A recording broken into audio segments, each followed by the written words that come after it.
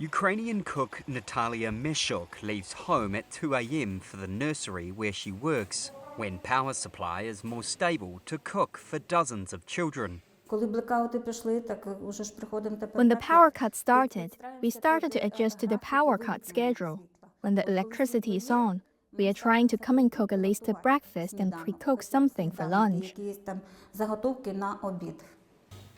Chernia, in Ukraine's north, has been hammered by Russian drone and missile attacks on its power infrastructure in recent weeks. Blackouts are regular, with generators only able to provide light and not heat. It makes cooking fresh food for the children a constant challenge. They try to break us, but just as Ukraine is not broken, neither Ukrainians will endure, will emerge, and will prevail. Without fail, absolutely. Faith in the future is essential, because if there's no faith in the future, then what is the point of our endeavors? Ukraine officials say attacks have increased during the last 2 months, with some predicting a hard winter as the war approaches its 4th anniversary.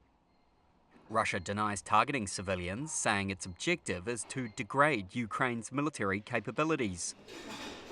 When Reuters visited the nursery in October, the temperatures inside were 57 degrees Fahrenheit. The basement, also an air raid shelter, was only slightly warmer.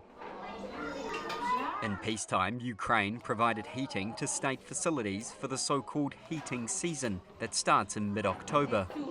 The government has delayed the start of the season until November because of Russian attacks on gas production. The head of the nursery, Yevhenia Savchenko, says she did not know when the heating would be turned on. Why are children in the nursery? Because their parents are working. No one has cancelled that. They need to go to work.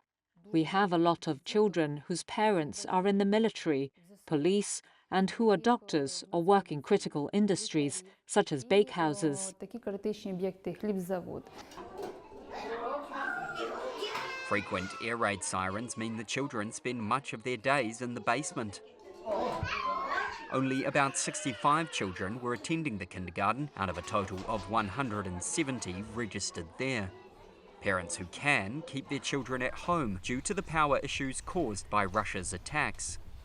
Ukraine, which says it does not attack civilian infrastructure, has stepped up its own strikes on Russian oil refineries. Oil processing has dropped as a result, causing fuel shortages in many regions.